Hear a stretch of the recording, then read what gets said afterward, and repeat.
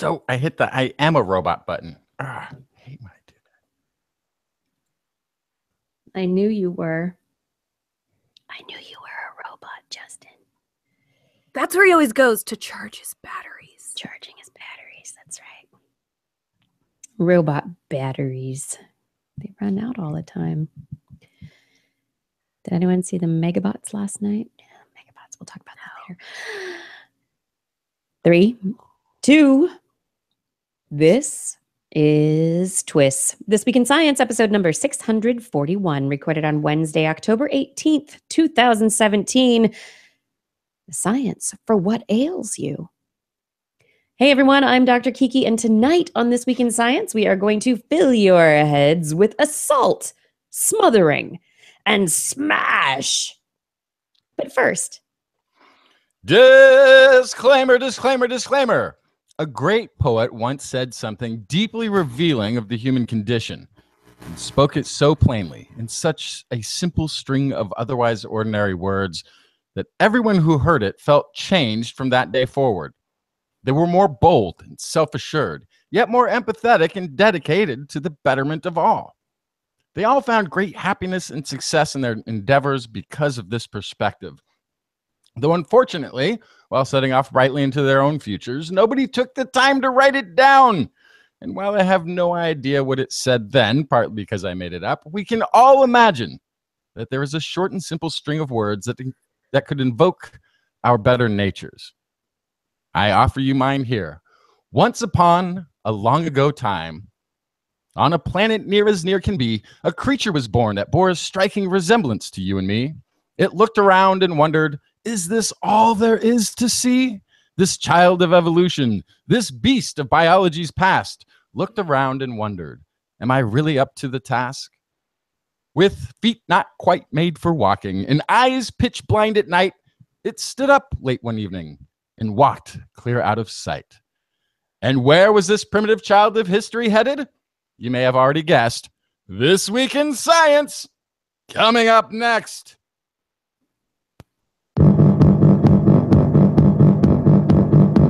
I've got the kind of mind I can't get enough. I want to learn everything. I want to fill it all up with new discoveries that happen every day of the week. There's only one place to go to find the knowledge I seek. I want to know what's happening.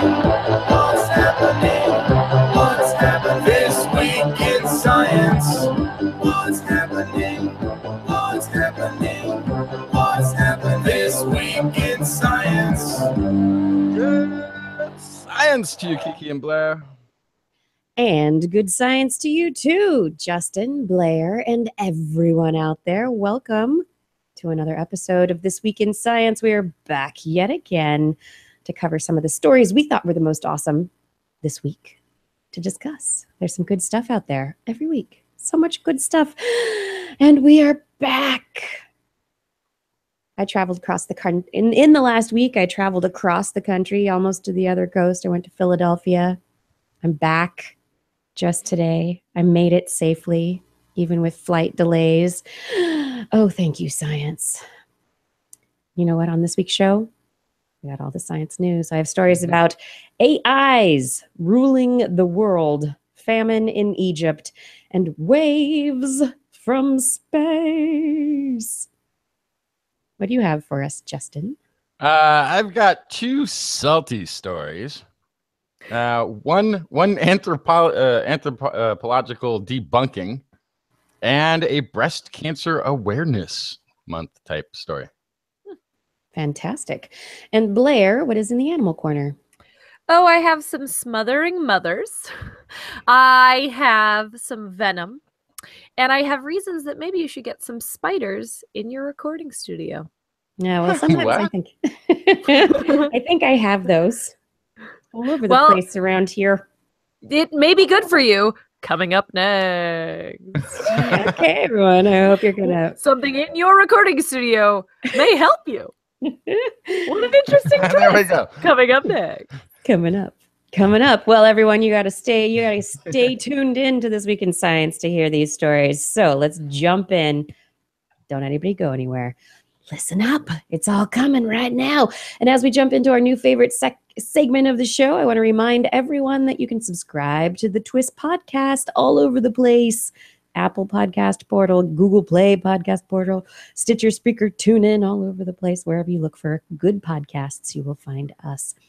You can also find us on YouTube and Facebook. Look for This Week in Science if you would like to subscribe to us all over the interwebs. You can also just go to twis.org. But now, and also at twis.org, we have our calendars that are available for pre-order. If you want to get your 2018 Blair's Animal Quarter TWIS calendar, now is the time to do it, right? Now's when we buy calendars and start making plans for the next year. If you want it to be a TWISy year, maybe think about heading over to twis.org, clicking on a pre-order button. But now, it's time for This Week in What Has Science Done For Me Lately? This week's letter comes from Jay Schneiderman. He says, I'm a resident of Houston, Texas, and in mid-August, I had some minor surgery in my arm, which left me pretty much homebound for the following 2 weeks. Unfortunately, during those 2 weeks, Hurricane Harvey decided to show up. Oh, no. Oh, no. Yeah. However, I had science on my side. Due to advances in climatology, meteorology, hydrology, and computer science, I was able to stay up to date on the path of the storm, including receiving real-time alerts for flooding, heavy rain, and even tornadoes. Thanks to the advances in telecommunications, I was able to stay in touch with the friend who was going to evacuate me, though thankfully it never came to that point. Thanks to the engineers and material scientists, I was able to stay warm and dry in my apartment throughout the storm. Thanks to the advances in the sciences of food preparation and stabilization, I was able to stay fed throughout the storm and recovery without having to go to the grocery store repeatedly. Though Harvey was a disaster for Texas, without science, it would have been a lot worse. Yeah, absolutely. It would have been, yes. And many are still reeling from hurricanes in the Gulf and beyond. And science is telling us a lot about where hurricanes are going to land, how to prepare, helping us stay safe, allowing us to communicate. All these things are. And that comment about the food stabilization too, that's so huge. I mean, this is, you can imagine that without canned goods, without bread that lasts on a shelf for weeks at a time, people would be out of food. They'd be starving just within days at times after an event like this. So yeah, all of these things come into play. They do. So Jay, thank you so much for writing in. We're glad you're okay. And I hope that your arm is doing better at this point in time. Everyone out there, we want to hear from you. What has science done for you lately? What does it do for you day in, day out, week in, week out? What did it do for you this week, last week? We want to know. And so share your stories with us. Head over to Facebook and send us a message. Go to the This Week in Science Facebook page, send us a message, and we will schedule you to be read on the show to share your experiences with science in your life for everyone else, so that we can all appreciate just a little bit more how integrated science is to our daily lives. Every week, I want something from the Minion community, so come on, keep those stories coming, please. And now it's time for our stories of science, of things that happened this week. My first story isn't something that happened this week per se. It actually happened back in August, but there was a big press release on Monday, which many of you may or may not be aware of. But we alluded to a rumor a few weeks back suggesting that there had been a movement of a whole bunch of telescopes to focus on a certain area of the sky. And it was a rumor that maybe LIGO and Virgo had detected not black holes colliding and the gravitational wave signal coming from black holes, but the collision of two neutron stars. And indeed, that's what the press release, the press conference on Monday announced to the world that the LIGO Virgo collaboration, which searches for evidence of gravitational waves in our universe, that they had indeed detected the signal of neutron stars colliding. And you might think, how do they know? They're just looking at these waves, and these waves are these teeny tiny things. I mean, they're looking at they're looking for shifts in space-time, right? They're looking for these waves, these ripples that are going out through space-time, but they're not like super visible. You throw a rock in a pond, you can see those waves pretty easily, right? These, by the time they get to us, they're very, very tiny waves. We're talking the movement of their detector, the lasers in their detector interferometer are moved in a distance less than the diameter of a proton.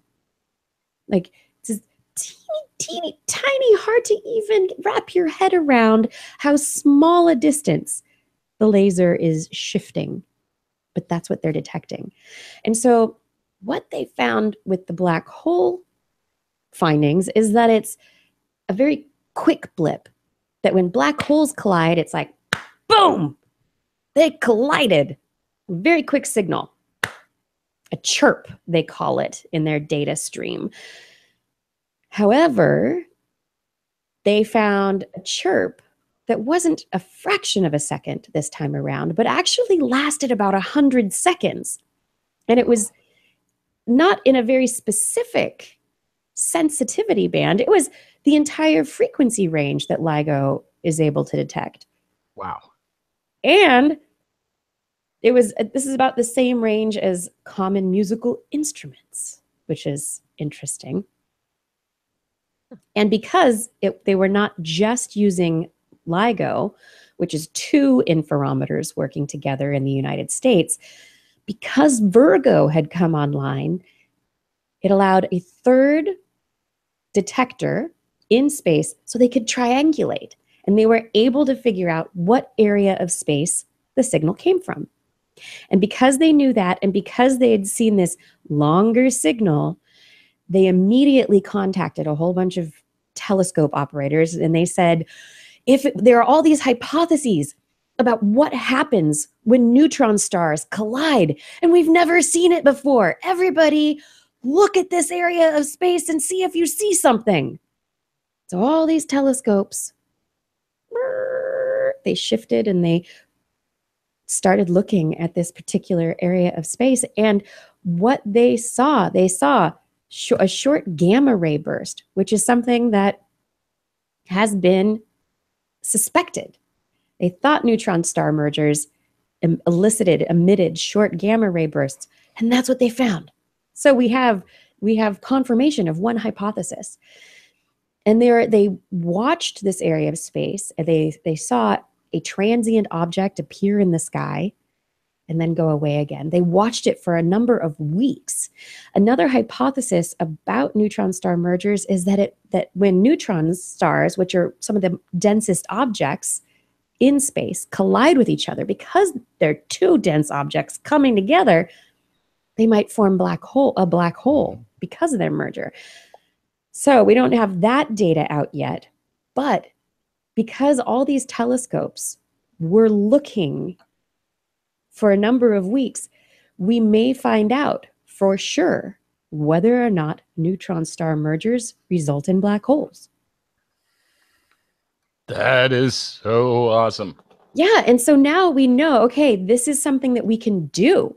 This is the first time we have ever seen this. We had all these ideas about what would happen, and now we looked at it. We watched it. And we're going to watch more of these happen. We're going to test hypotheses about the structure and the formation of our universe. They called this merger of the neutron stars, they called it a kilonova event. Instead of a massive star imploding on itself, being a supernova, this is even bigger. It's a kilonova event. Researcher Laura Catanati, who's a professor of physics at Georgia Tech, and she's also the deputy spokesperson for the LIGO Scientific Collaboration, said, our background analysis showed an event of this strength happens less than once in 80,000 years by random coincidence.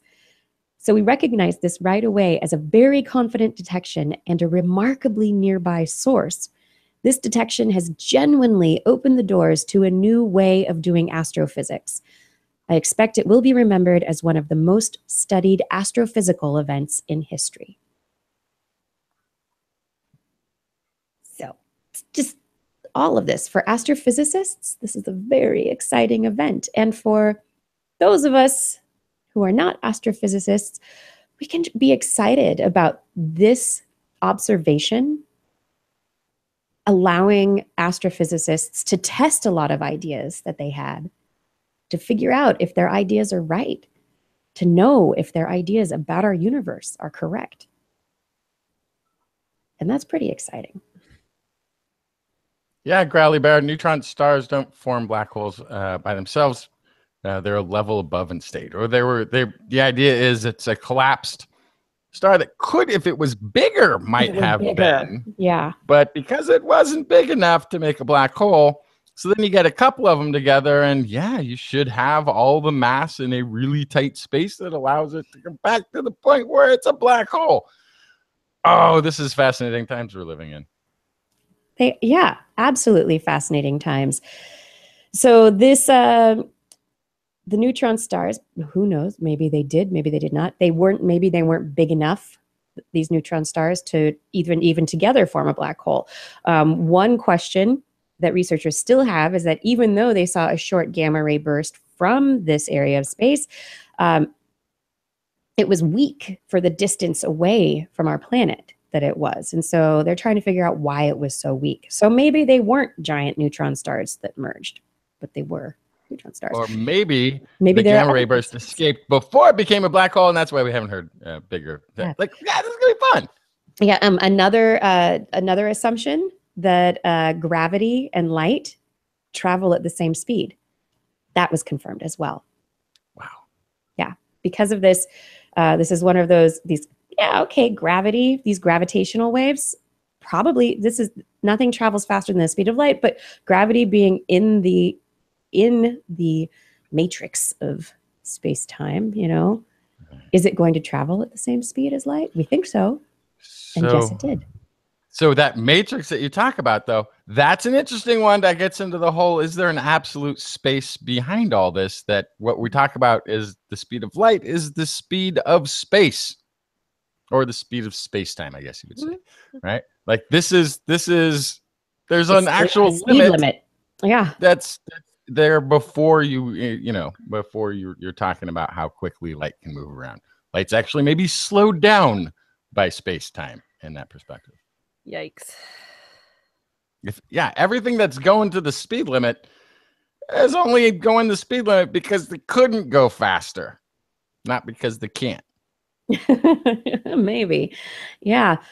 And then just an aside, I was at a nanotechnology conference this week. So I was busy earlier this week talking to researchers who study things on a very, very small scale, who study things that are the size and even smaller than the distance these laser interferometers are moving, right?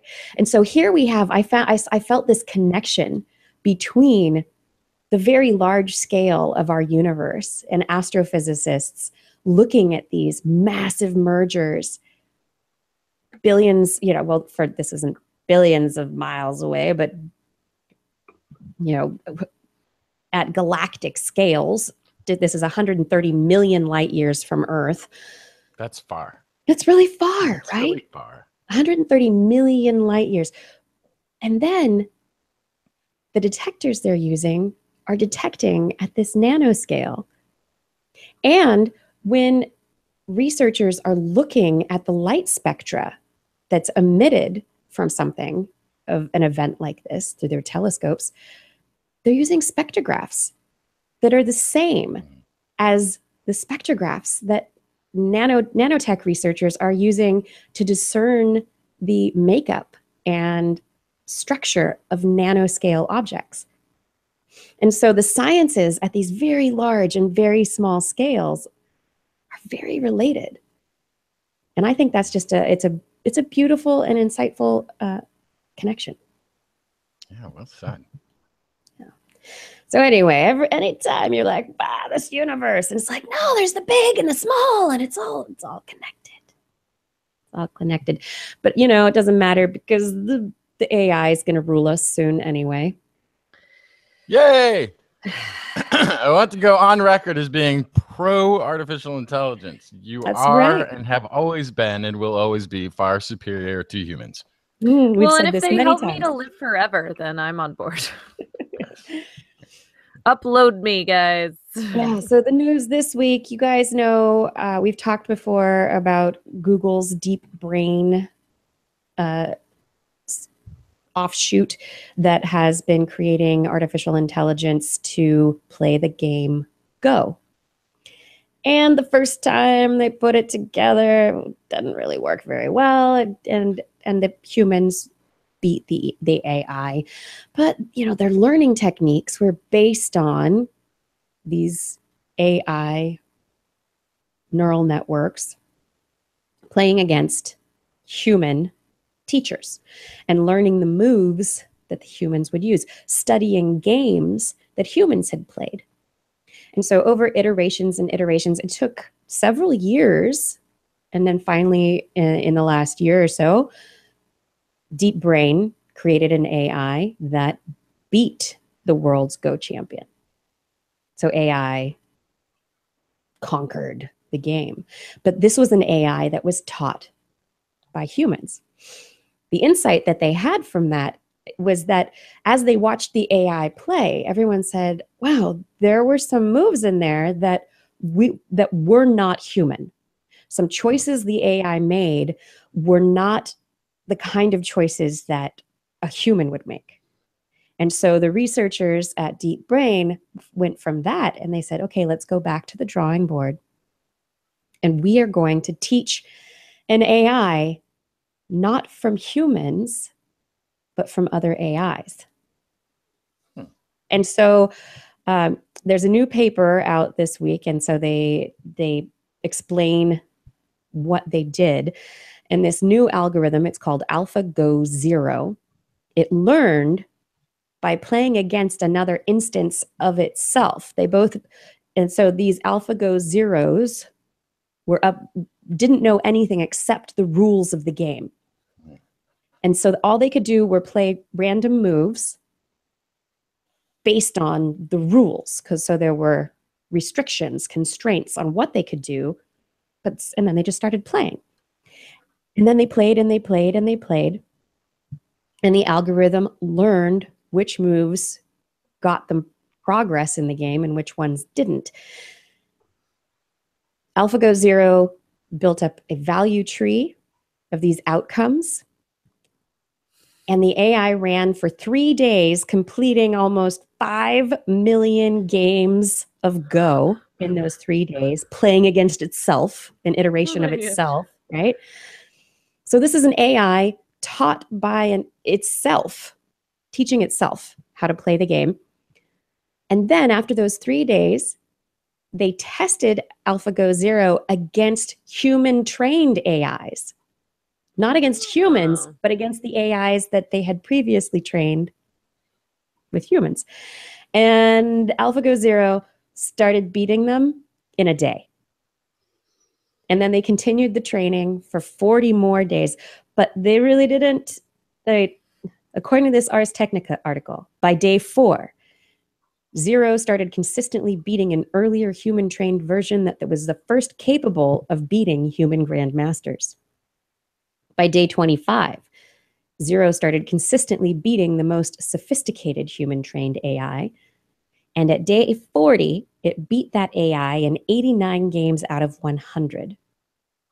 And any humans that got into the mix didn't even stand a chance. Wow. And again, the games, as people are analyzing them, the games are all by the rules, but humans analyzing these games say there's a lot of moves that humans would never make. There's a lot of things that the algorithm does that a human would never do.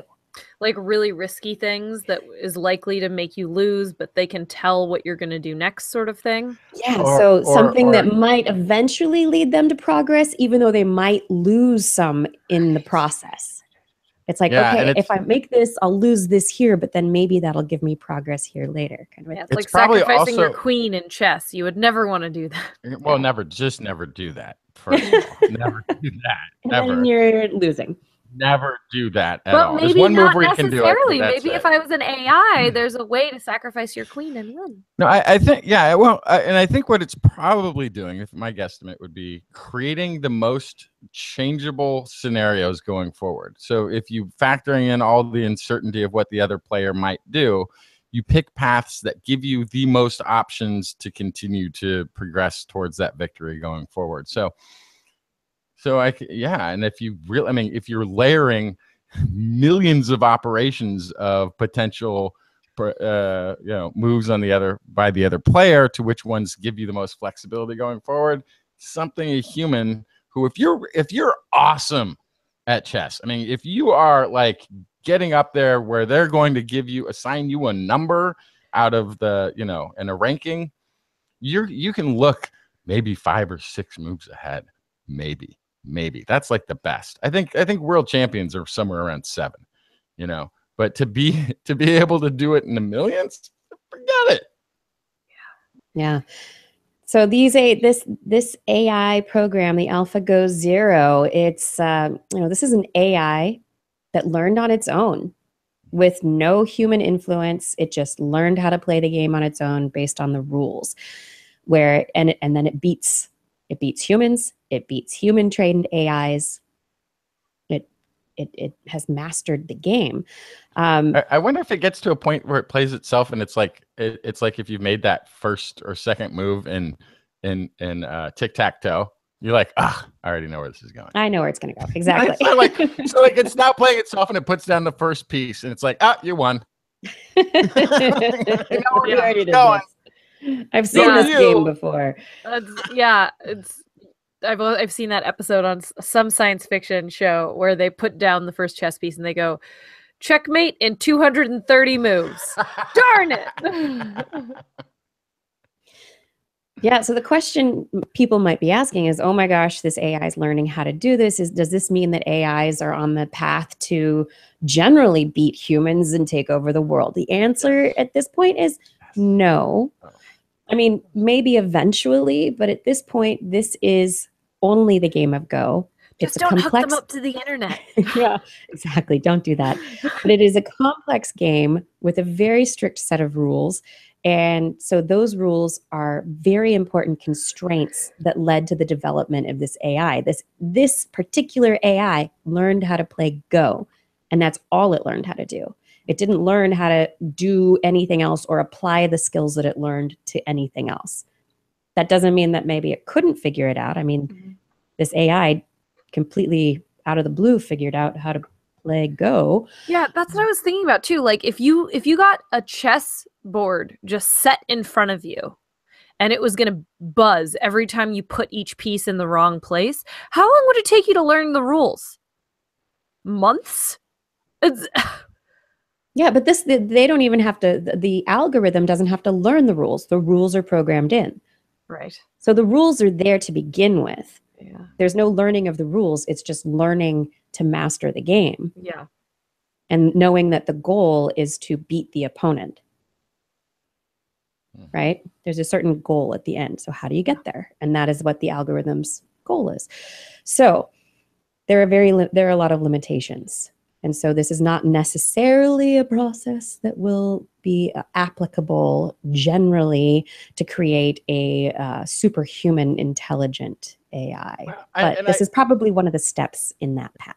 And I don't want to go on too far with this, but there are applications where this could be applied where we do have a lot of known set rules and boundaries. And the first thing you think of is physics.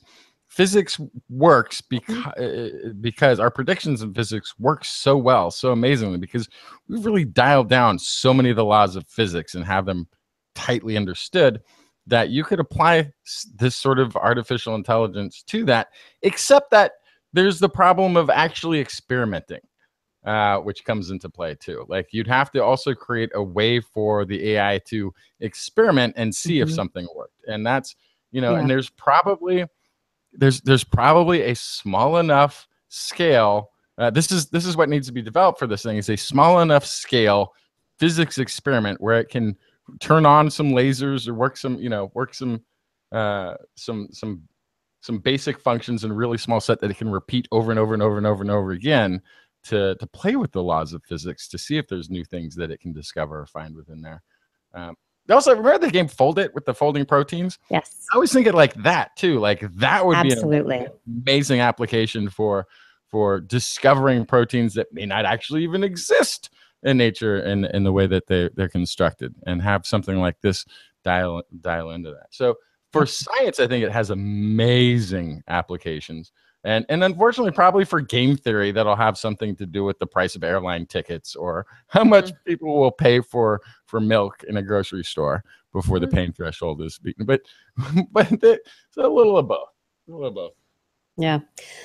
First comes mastering Go, which the AI has certainly done, and next comes several years, and then the world. Just don't plug it into the internet. I'm saying. That's right. They'll learn too much. First, they'll learn about cats, and then it's all over. They've already started learning about the cats. But you know what? I know what I want to know about now. What? Batteries. Can I hear about batteries? This is This Week in Science. Justin. Yeah. So fossil fuels are set to be banned from new vehicles sold in the UK and France in 2040, which is not that old, especially if you're like Blair and you have a 23-year-old car already. You know that that cars sometimes are with us for a long time. 2040 is kind of right around the corner. Paris, I think, has actually set a goal of 2030 to start banning the. I don't know if it's the sale or even the ability for a current fuel vehicle to go there. I think they want all electric by 2030 on the streets of Paris. The electric car industry is electric about the idea, but where are we going to get enough batteries? Lithium isn't exactly an abundant resource to be hitching our electric wagons to, so we need to get some scientific breakthroughs between now and then to make the whole thing sustainable. Enter Stanford researchers with some scientific breakthroughs. Oh, just in time. They have developed a sodium-based battery that can store the same amount of energy as a state-of-the-art lithium ion at a substantially lower cost. Currently, about 25% of the cost of a lithium-ion battery is just the cost of the lithium that's in the battery. On an industrial scale, lithium runs about $15,000 per ton from mining to refining. The Stanford team is basing its battery on widely available sodium-based electrode material that costs just $150 a ton. Is that better to dispose of as well? It's salt. Yeah. Yeah. So you don't have to worry as much about the recycling and throwing away of batteries, right? Potentially as well. Yeah. Sodium-based electrode has a chemical makeup common to all salts. It has a positively charged ion, sodium joined to a negative charged ion. In table salt, chloride is the positive partner, but in this battery that Stanford is working on, the sodium ion binds to a compound known as, and I'm really trying here, myoinositol. Unlike the chloride in table salt, myoinositol is not a household word or one that I'm even familiar with, but it is actually a pretty common product. It's found in baby formula. It's derived from rice bran and from a liquid byproduct of a process used in corn mills. So it's actually a pretty abundant organic compound that's already used in industry. So this is a step in the right direction. They did find that they could get efficiency. The other part that they got to is they optimized the battery's ability to charge, recharge, that cycle, how efficiently the battery stores electricity, how effectively it delivers it back out again. So they dialed down a couple of those things. The next, they were kind of focused in this on the cost analysis and getting the thing to work. And they didn't invent this. This is sort of a technology that existed. They're reinventing it or perfecting it with a new look here. Now they got to look at energy density to make sure that these batteries aren't going to be too big to fit into a car. So that's well, I'm convinced. Call up Elon. Right. Stop making the factory, Elon. Pivot. Salt. It's all about the salt. It is. And meanwhile, elsewhere in the world of science, engineers at the University of Illinois are making strides with a step forward in the direction of saltwater desalination. They have a process that is potentially cheaper than reverse osmosis, and it borrows from battery technology, sodium battery technology even. So in their study, researchers are focusing on new materials that could make desalination of brackish waters economically desirable and energy efficient. So this is they're looking at it from a couple things. One, they're looking at the rising waters the inland salinization of coastal waters as this global warming thing keeps kicking off. Rise of sea waters encroaching, contaminating groundwater aquifers. So that's one area that they could apply this. But like a sailor lost at sea, water everywhere, not a drop to drink. As demands for fresh water increase, desalinization of salty waters will look ever more appealing.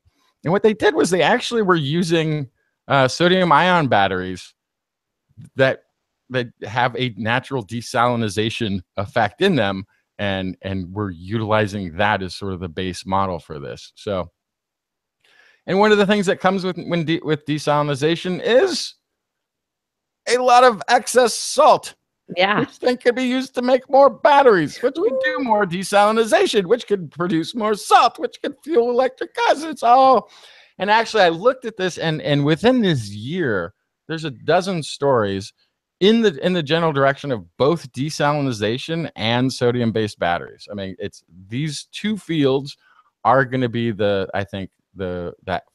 future wave of batteries and energy storage, and perhaps that other thing that's sort of back behind global warming and potential world famine and all of that, which is the running out of fresh water problem. But how amazing would it be that if we could kick carbons, produce fresh water, and create an energy storage system that would allow better utilization of all these alternative fuels, and do it in the next couple of years? Yeah, I think the issue is efficiency, and then as they said, the brackish waters, especially, like it's a mix of different kinds of salts, and also when you're doing waste treatment or you're doing water, not just desalination, but just cleaning, filtering water, you end up with a lot of other stuff that gets in there also. So there's messiness that has to be dealt with. There's the cost of the desalination membranes, actually how much are they going to cost, and how easy is it going to be to keep them clean and not corroding? Because if you're dealing with, if you've ever left a battery in a device too long, even after the battery's not working, it starts to corrode, right? That corrosion in this kind of system, whether you're talking about a battery or you're talking about that a different movement of ion flow, it's still ion flow, these desalination technologies, there's going to be corrosion. And so how often do you have to replace the membranes? And so keeping things less expensive, using materials that are more renewable, and also like you're talking about with this, I mean, if there is some kind of a circular system, a positive reinforcement system where, we can take these salts and use them for something else, as opposed to just dumping them in a field somewhere and destroying the land. Yeah. So there are definitely interesting questions. And the device they used here, it was also pulling out other salts. Potassium, calcium, magnesium chloride were also coming out of the brackish water in the experiment. So So it's a pretty good cleaner. Yeah, at 150 dollars a ton versus 15,000 a ton from mining to processing, you could make just a whole lot more of them and not really care if your batteries ran out a little sooner or if you had to make them bigger. I think it's all going to work out. Unless you're trying to use them to power cars and then water is really heavy. I know that that's one of the problems with the Tesla is that they have, 200 batteries underneath them. And so they had to find a way to make batteries that were very, very light. And once you fill batteries with water, that gets heavy. Absolutely. So that's a question. Trade-offs. There's a lot of trade-offs and the technologies are still developing. We'll keep, I mean, the research is nowhere near finished. Nope. We haven't quite gotten it yet, but we are getting closer. Every study, every question. Absolutely. There's investment and people are actually exploring these things in a real world sort of way. It's not, who wants to make a model car that's electric with a cool kind of power source. It's how are we going to power all of our vehicles? Let's think of solutions to this problem. It's pretty cool. How are we going to clean the water? How are we going to do this? How? And speaking of investment, everyone should now, to get it on the beginning, on the ground floor of Dr. Justin's Not a Real Doctor salt mine and some foreign country that has different laws about accepting people's money and running away there. Send me now all the disposable income that you have in your couch cushions, and you too can be part of the sodium revolution. Sodium Valley. Right. Yeah, Sodium Valley. That's the future. Forget Silicon Valley. Sodium Valley is where it's going to happen. I like it. We're going to move out of Sodium Valley. We're not even going to go to Uncanny Valley. You know, we're going to go. I know. I think it's my corner. Blair's Animal Corner. She loves our creatures, great and small. Biped, millipede, no pet animal. If you want to hear about animals, she's your girl. Except for giant pandas and squirrels. What you got, Blair? I have two stories about how animals change their basic processes inside their bodies during their lifetimes in response to external stimuli. Are you ready for this? I'm really excited. Okay, so the first one is about guppies. So guppies, they carry their babies and they actually they're ovoviviparous. So they kind of hold their egg in their body, the egg dissolves, and then they release little baby fishies. And they do kind of different gestation periods, it turns out, based on the place that they live. So to put that in perspective, we have a 9-month gestation period. We carry our babies for around 9 months, closer to 10, depending on how you're counting. But there's not a whole lot of variability. No matter where we live, no matter what we're eating, no matter what our kind of external factors are, we carry our babies for around the same amount of time. And that's how most animals that we have looked at this sort of thing in, that's how most of them are. They carry their eggs or they carry their babies for a determinate amount of time until the offspring gets to a certain size or development level, and then they are released into the world, because that is the timeline that has been most efficient for that species over evolutionary time. These guppies, researchers from Brown University looked at guppies in the rivers of Trinidad and looked at them in two different environments. Lower down on the mountainside, it was a high predation environment. And then higher up above the waterfalls, there were fewer predators. So that was a low predation environment with more guppies, with yummy algae and diatoms. There was lots of stuff going on. So in lower predation environments at the top of the waterfall, moms had less offspring, but they were larger, and each yolk sac attached had more yolk. So there's something weird happening here. Less babies, larger. Okay, that kind of makes sense. They also found that they were more mature when they came out. They had more bone, they had less cartilage, stronger muscles, and their mouths were already moving for scraping food off of rocks. So just overall bigger, further along in development. And they found that it kind of makes sense once you start thinking about it. There's more food, there's less predators. They're able to invest a lot of time and energy into growing this baby.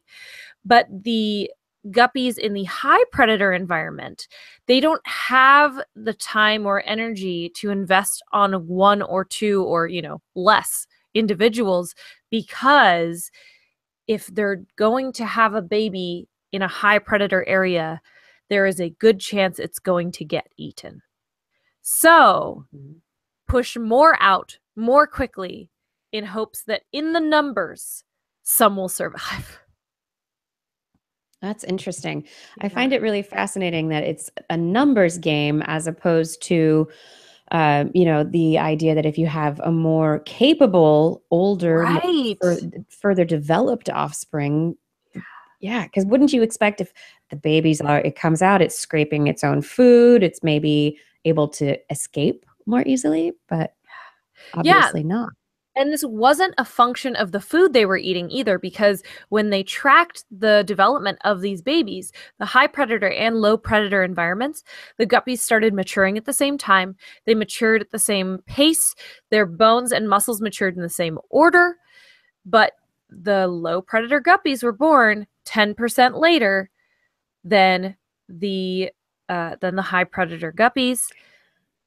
That was it. I'm also going to think, well, if this is a pressure on the mom and not necessarily the offspring, right? So if you're loaded down with the eggs, the babies, wouldn't it get eaten? They all go down too. They all go down, right? So if you minimize and if that having them inside you limits your speed and your maneuverability, if you get them out faster, right, then everything has a chance to survive better because you survive. Right. Yes. So there is a two-sided benefit to this. The thing about it that just blew me away was that they're not maturing faster.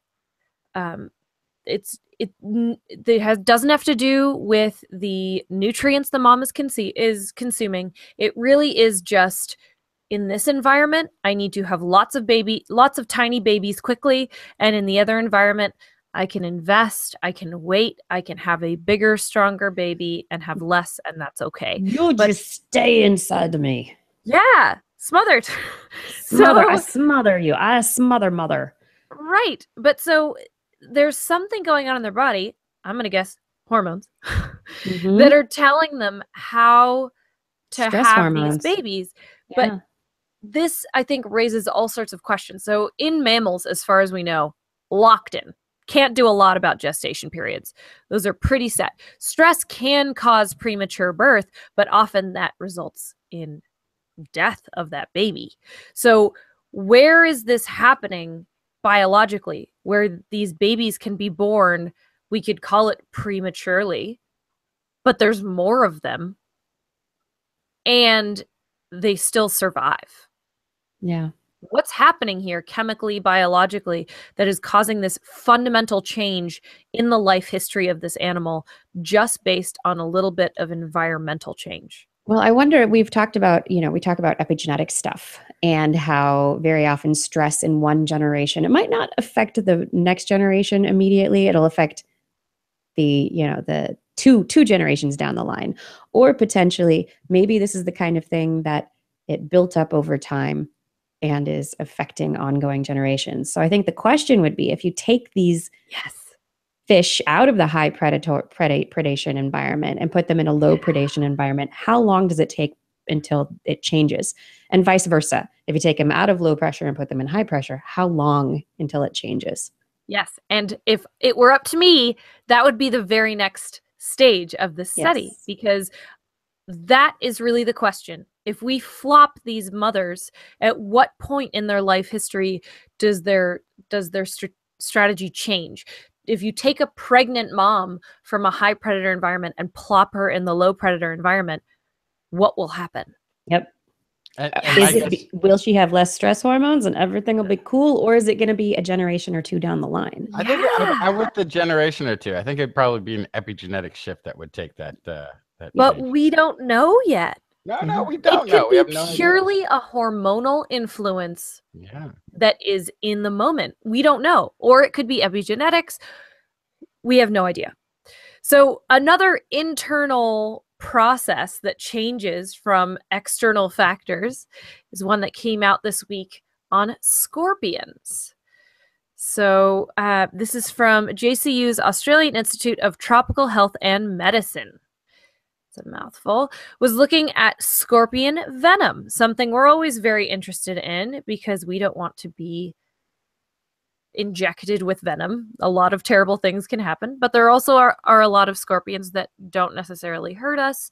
All animals with venom also sometimes have dry bites or dry strikes.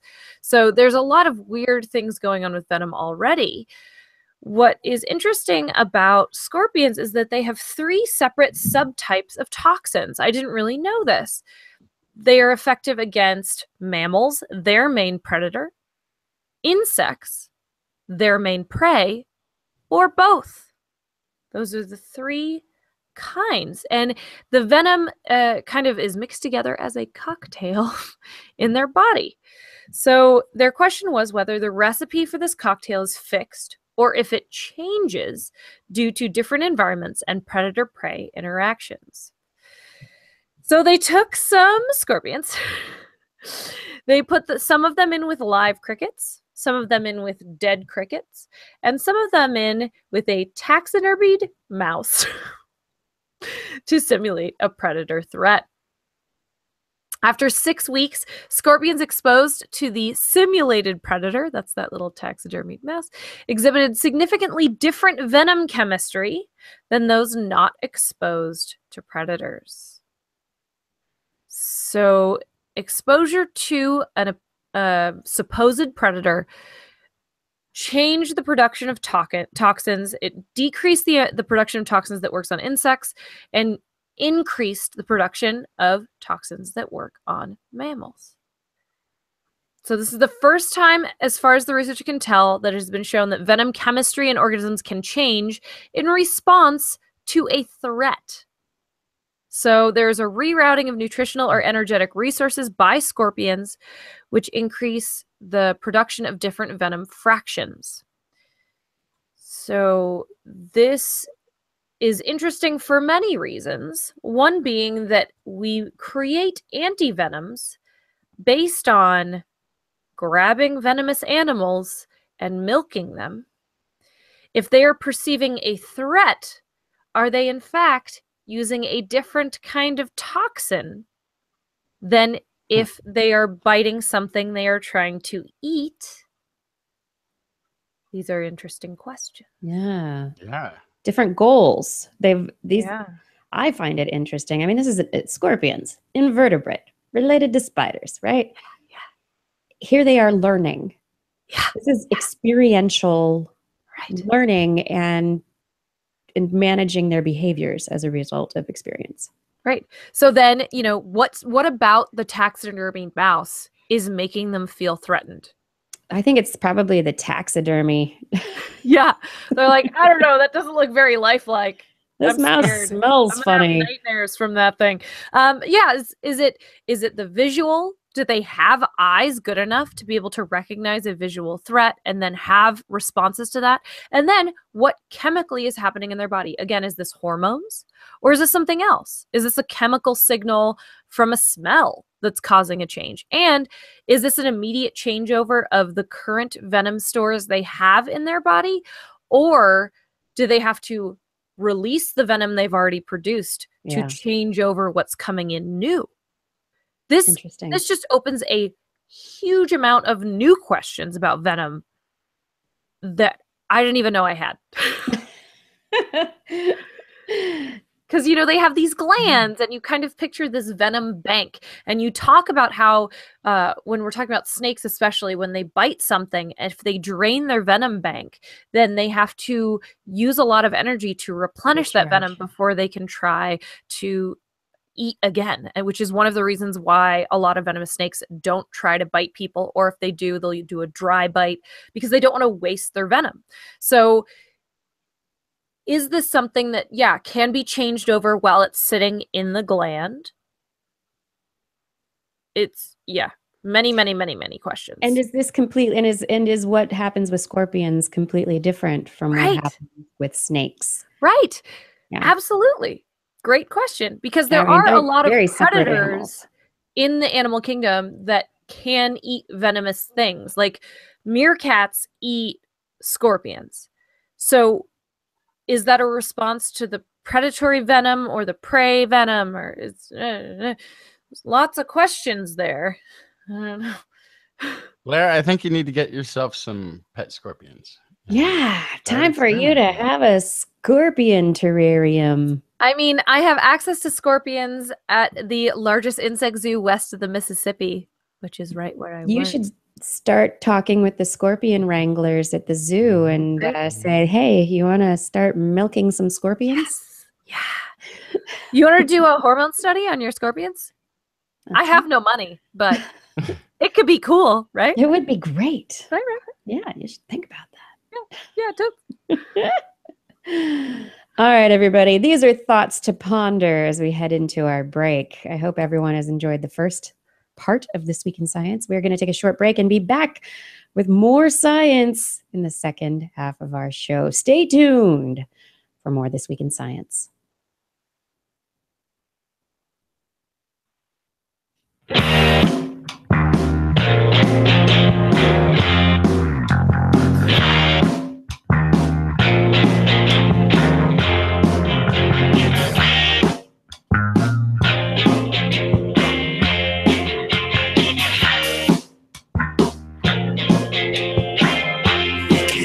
Explain the things you heard with more than intuition.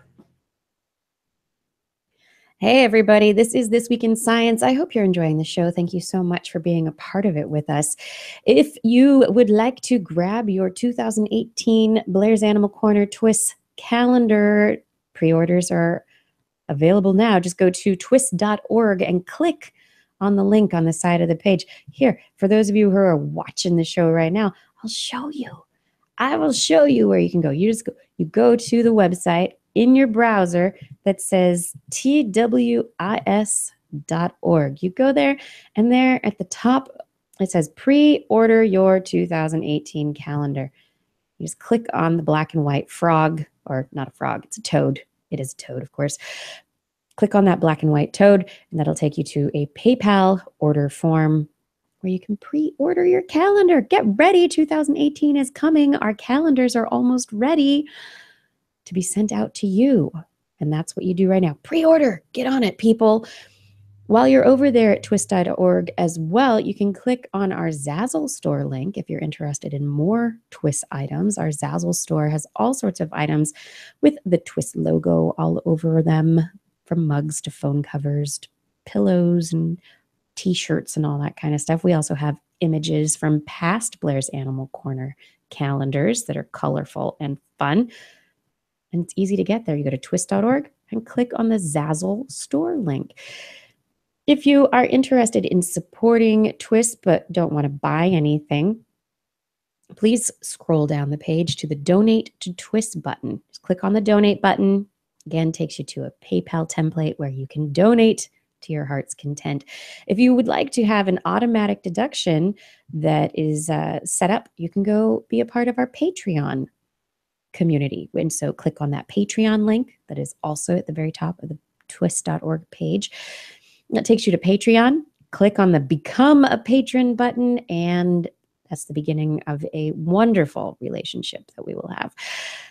All of you out there who are helping us through donations and through the purchasing of our merchandise, you are helping us to keep this show going. You are the ones who are supporting this show. You're producing it, really. You're like our executive producers behind the scenes, making sure that we can be here every week and have equipment and have an internet connection and all that kind of stuff. So thank you for doing that.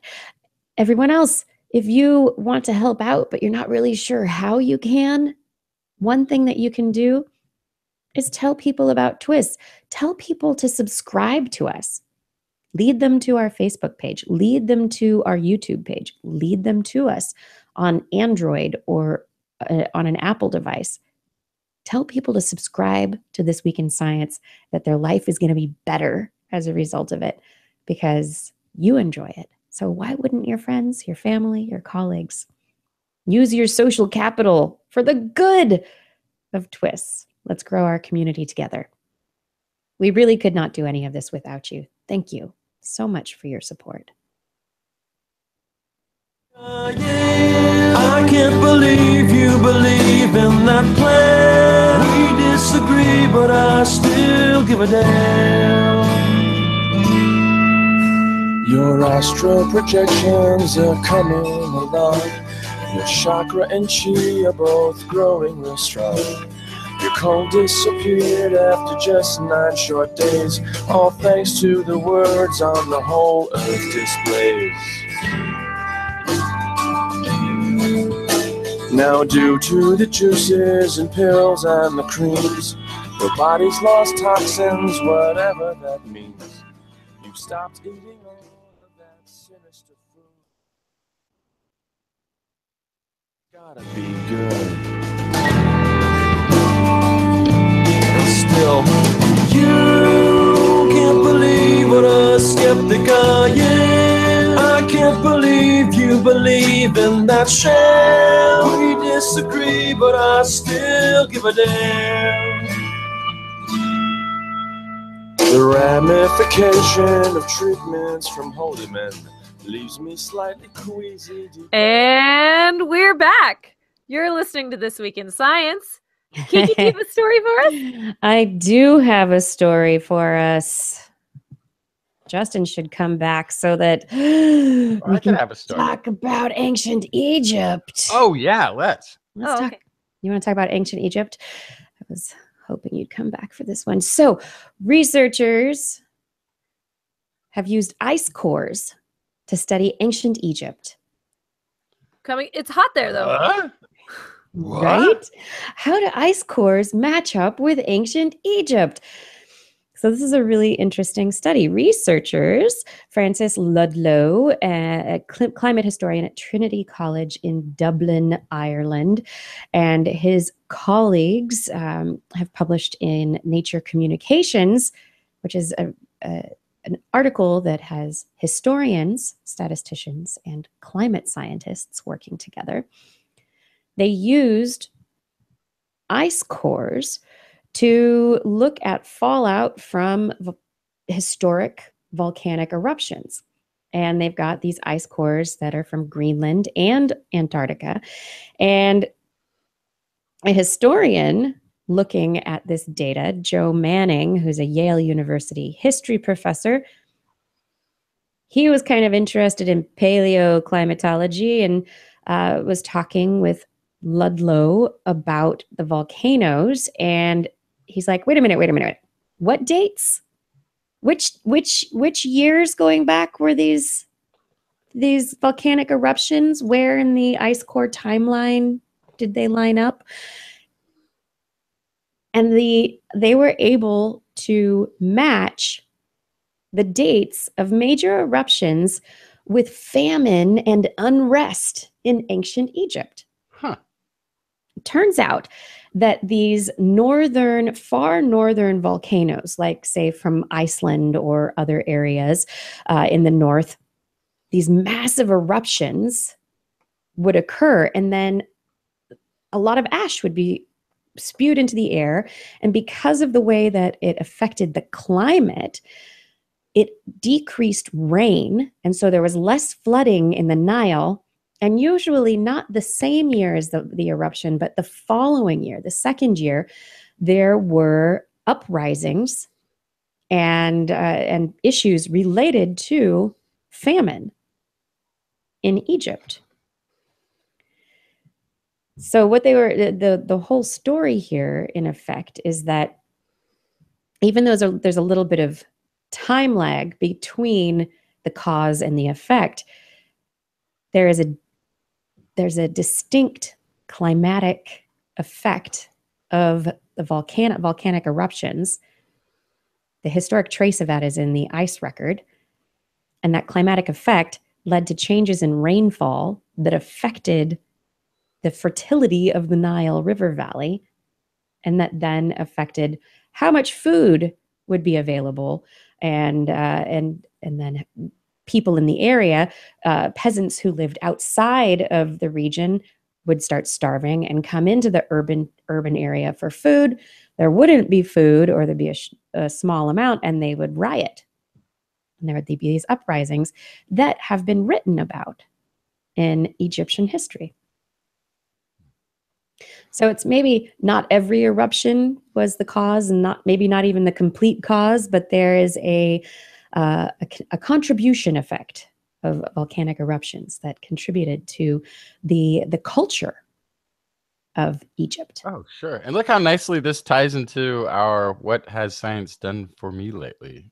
At the beginning.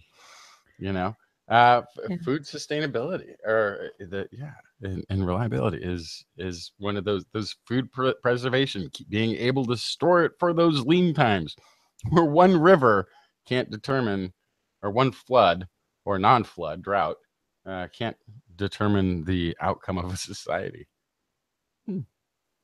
Yeah, there are. So there's an article in National Geographic on nationalgeographic.com that is written by Craig Welch, and he's got a lot of interesting points that are brought up related to things that leaders such as Cleopatra did in order to try and cope with some of these famines. So there was one effect. Cleopatra released stored grain to the people after 2 eruptions in 46 and 44 BC.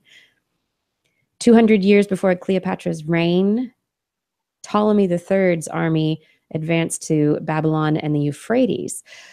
But Ptolemy went home then, because there were issues at home that could have been related to starvation, famine, not enough tax money coming in because people maybe couldn't pay their taxes because they weren't growing enough food and selling it. And this coincided with eruptions, major eruptions as well. Wow. Yeah, so there's a lot of very interesting historical events that can now be potentially tied to massive volcanic eruptions, not even nearby, very distant. So this is where Alaska, Russia, Iceland. This is where anthropologists and historians get connected to the hard sciences. It's pretty cool. Absolutely. It must be tough also to, have presented yourself as a god upon the earth, and then there's a famine. It's like, sorry, I overslept and I forgot to mail to the rain gods, because there's also other, it could be rough. A lot of explaining to do. Mm-hmm. A lot. You want to explain something to me, Justin? Yeah, this next story, we're going to head back to Rapa Nui, aka Easter Island, place of mystery and internet clickbait that has long captured the public imagination, with ancient carved statues in the location so remote from the rest of humanity that we always wonder, how did they get there and why did they do that? The island has been, and I don't want to call it a conspiracy because there was probably very good attempts at morphological science behind it, but I recall watching a documentary with somebody who had a British accent, and therefore it was all very believable, who was making these strong connections between people of South America and the people of Rapa Nui. And the idea being they didn't stop there in Rapa Nui, but they kept going and were part of the population, maybe that preceded the Native Americans even. This is all, well, not total conjecture. They were using morphological things. They'd connect a potato that they thought couldn't have come from there. There was a lot of that sort of thing going on. Well, so they've got now 5 individuals that were excavated in the 80s and became part of the Kon-Tiki Museum's collection in Oslo. 3 individuals who lived there before there was European contact, and 2 that lived shortly after. They did DNA analysis, compared it with the South Americans, and they found no evidence of gene flow between the inhabitants of Easter Island and South America. Says Farron Schmitz, we were really surprised we didn't find anything. There's a lot of evidence that seems plausible. You must have seen the same documentary I did. Yeah. We were convinced we would find direct evidence of pre-European contact with South America, but it wasn't there. Now, there is that sort of maybe perhaps is something that helped this. There is evidence of South American lineage in current day indigenous residents of Rapa Nui Easter Island. But they say that probably showed up sometime after 1722, when it was a common practice for the Spanish to enslave people to work on their ships as they went out exploring. So, Yikes. yeah, looks like that was much later. Well, it is pretty far away from things. It's kind of far out there, but it's off the coast of South America, so you'd expect there would be something, maybe. Yeah, maybe. The occasional South American landing on the beach, right, dragging on a log, right? They didn't find any evidence of this, right? Now, that's not to say there wasn't a plucky group of Easter Islanders who said, enough of this stone carving, I'm heading back to sea like the ancient ones. And that could still happen. There could still be enough individuals out there who wandered the earth and found someplace else, but not enough numbers to be reflected in the gene pool, apparently. Fascinating. So more likely they are from more of the South Pacific gene pool. So Australia, New Zealand, other part of the South Pacific. Mm-hmm. Fascinating. All right. The more you know. Bum, bum, bum. Just because you're on an island in the middle of the South Pacific Ocean doesn't mean that you're going to have contact with South America. Doesn't mean it at all. Just because there's South in the title doesn't mean it's the same thing. Don't tell them where they're supposed to go. They'll go wherever they want. It was a pretty convincing documentary. I didn't believe it at the time because I thought it was interesting, but it went counter to what I thought. So I went and I researched the person who was in charge of the documentary, and they'd made lots of sort of sciencey seeming documentaries in the past that were kind of fringy. So I had some doubts even back then. Skepticism. It's good. Yeah, sometimes. always a little bit skeptical. Plus, morphological evidence has become largely unreliable in a lot of ways. You know, and that was the thing too. Was I was watching that, and we were already having DNA testing. So I'm like, why haven't they tested the DNA? Well, here we are today when they did it, and now it's done, and it turns out, yeah, it might just be convergent evolution, like it usually is. Another story in the more we know vein. We always want to know more about the female reproductive tract. Yeah, for sure. It's shrouded in mystery. It's shrouded in the interiors of the female body. It's inside and it's hard to study. Yep. We have lots of questions about the microbial populations that exist in the female reproductive tract. We're pretty, you do swabs, and we know for a fact there are microbes that exist in the vagina. They're in the cervix, right? They're there because this is an open path to the exterior of the body. Mm-hmm. Additionally, we know that when babies are born, they come out with a natural microbial population on their surface that we think comes from the inside of the mom, right? But there are other areas of the female reproductive system that we haven't really looked at. The fallopian tubes near the ovaries. What other areas of the reproductive tract are not sterile? Are microbes up in other areas? And according to a new study that is in Nature Communications, the researchers systematically sampled the microbiota within the female reproductive tract in 110 women of reproductive age and used ribosomal RNA gene sequencing and cultivation to look for the kinds of microbes that are present. So not looking at the entire genome of each and every one, but just the genes RNA that are present to get an idea of the population makeup.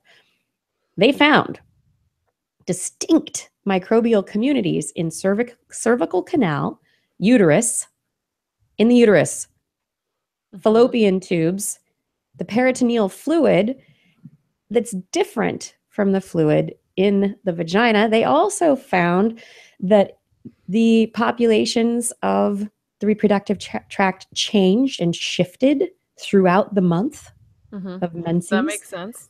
Yes, the pH sure. changes in the environment, and so because of pH changes, that's going to change the bacteria that are going to be able to stay there. But basically, what they say, the results reflect a microbiota continuum along the female reproductive tract, indicative of a non-sterile environment. And they had particular microbes that may have functions that correlate with the menstrual cycle, or that in certain situations of disease, of endometriosis and infertility, or adenomyosis, that certain bacteria get overrepresented. And so maybe this is the first step in a new way of diagnosing disorders before they appear, determining that something's wrong because the bacteria have made a shift in their populations. And in this study, one of the really cool comments that is made is the possibility that there may even be this non-sterile environment may even, since there are bacteria in the uterus, that there are reports, the team reports, they found evidence showing that babies are not held in a sterile environment while they're developing in the uterus. The placenta is not sterile either. And so the entire gestation period of babies may not be this completely sterile process that we have imagined it to be. And so by understanding how microbes are involved in that, we could also potentially find out a lot more about disorders that come from maybe having something wrong with the microbial population while you're gestating. Which could be a deficit of good bacteria as well. Yes, so exactly. That's something that I keep thinking about every time we hear something new about bacteria. It sounds more to me like we are our very own Starship Enterprise that is going on this 50-year journey with, the plan to harbor this population, this diverse population, as you move through space, exploring new worlds, right? And every portal to the outside world that we have, there is a balance of beneficial and non-beneficial bacteria. And clearing out all the bacteria is never the answer. And the more we learn about this, the more we understand that. There are certain places that we may have previously thought, clear it all out, make it clean. And that's not the way to go. I just think it's fascinating, the idea of we had this idea, the babies are inside the uterus and they're completely sterile in there, but they might be in there with the whole bacterial population. What were you going to say, Justin? Which is part of them being healthy, potentially. Part of them being healthy. Of course it is. And they come out with a big virus load, too, that helps them control bacteria. Also, my favorite part of that flora. Yes, was Blair's young enough to think 50 years is like a really long time to be on the planet. No, it's because first of all, that's right around when women go into menopause, right? But also, second, it wasn't the Star Trek Enterprise, wasn't that a 50-year journey? 5 year. That's why I thought it was 50. Is 5? It's just 5. It's not that long. Yikes. They'll be home in no time. You mean the 3-hour tour? No. The 3-hour. Yeah. No. Or is it a 20-year mission? Maybe it's a 20-year mission. Hang on. Chat room. You're gonna have to solve this.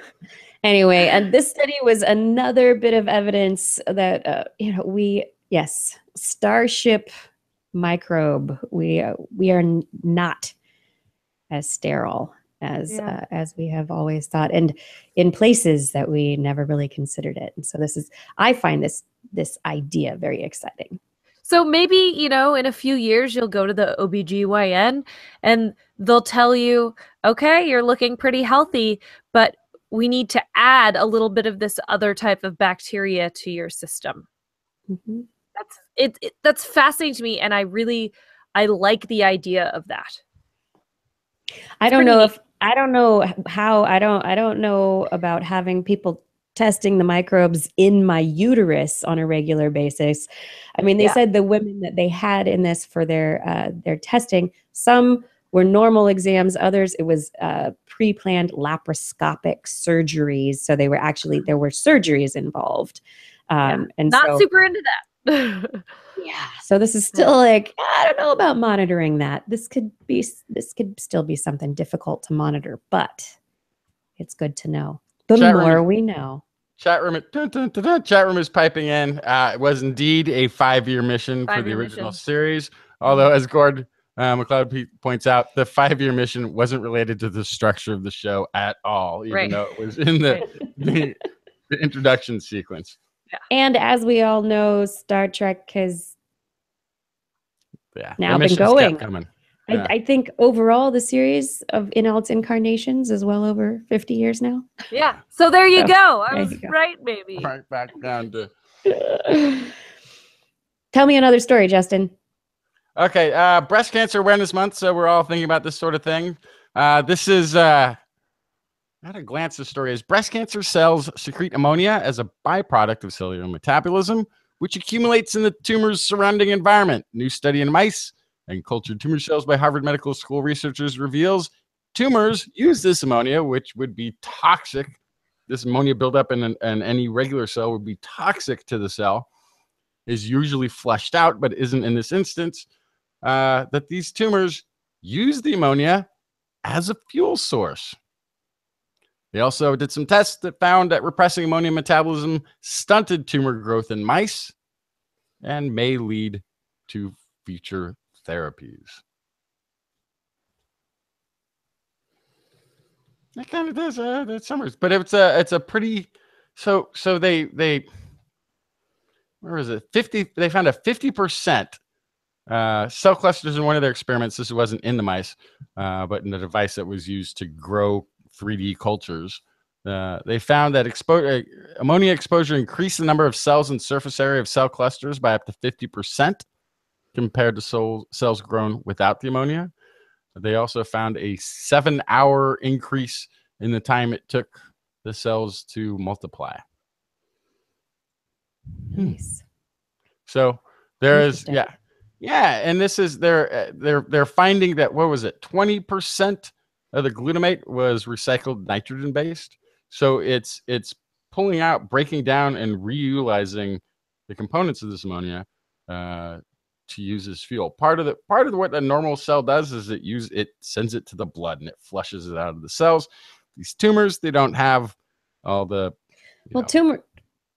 tumors though? They get their own blood supply, right? And when they first start, they have to build up their cells to be able to start that angiogenesis that brings more vascularization to the tumor area.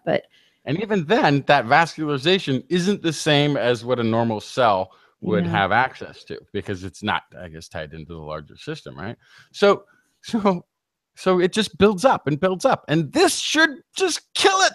This should be the end. There should be no cancer. Ammonia should be killing it, but Because it kills normal cells, but cancer cells are like, this tastes great. I'm gonna figure out how to use this to my advantage, as it does everything else. So, it's, of course, we could do a cancer cure, as every future potential cancer cures, as every story on this show. There's so much research in this direction, but this seems like for this to be coming out now, to be discovered now, after as much time and energy has been put towards this direction, seems like that should have been figured out a long time ago. But now that it's there, a new therapy, potentially, a new direction to study.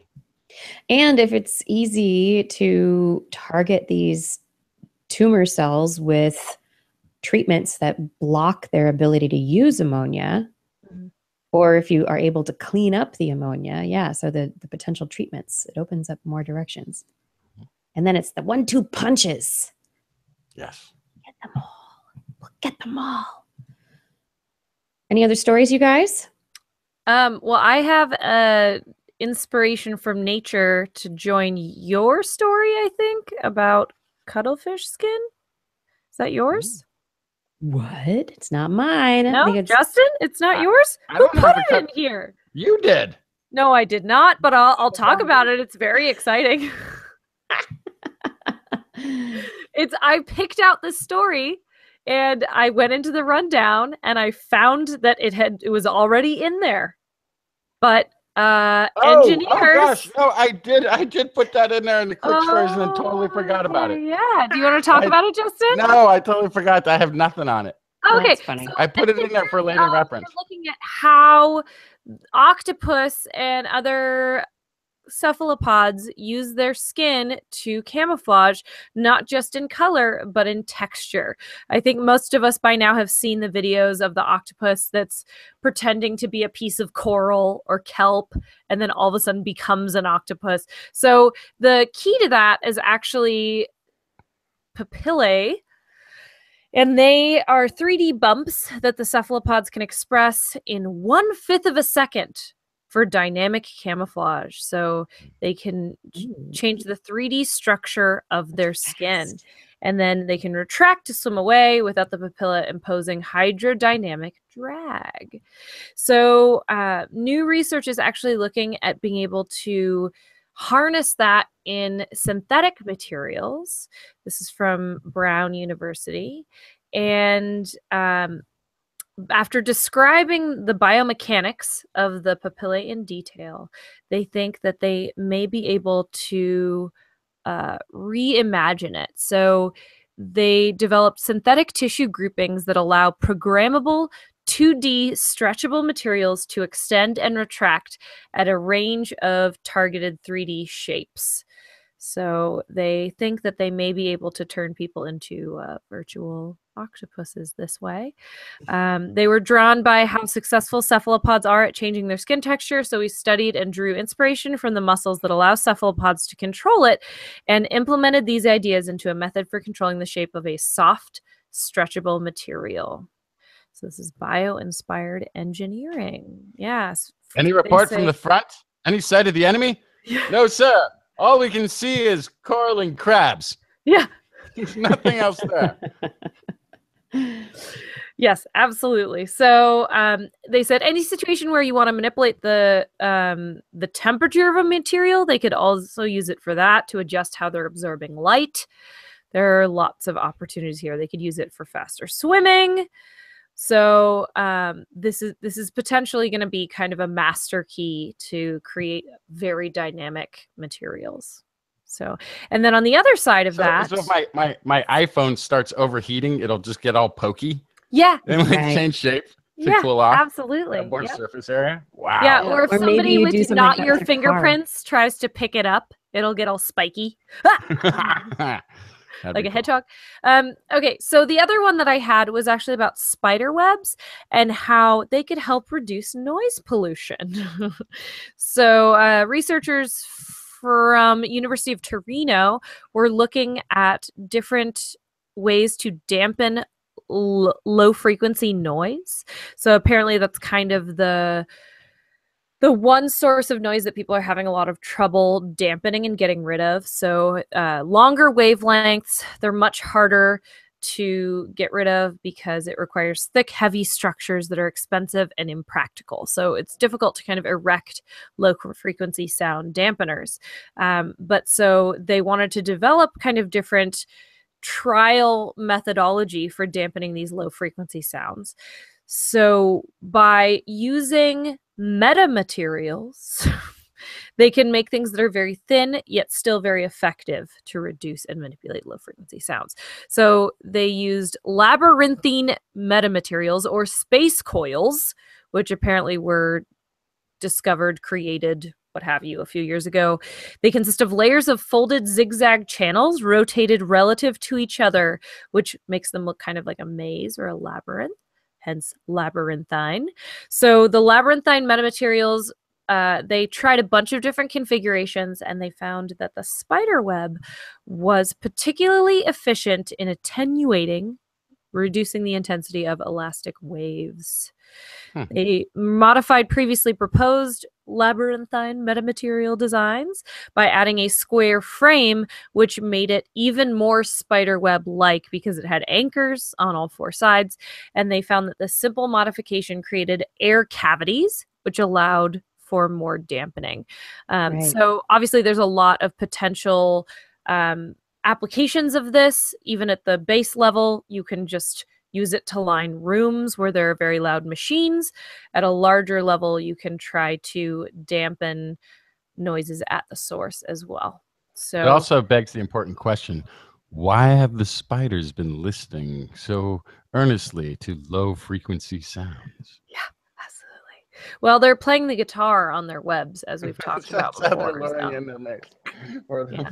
Strumming so their they're webs for their love songs. Turns out flies are big fans of Spanish guitar music. Just something they're into. Absolutely. Spiders know this.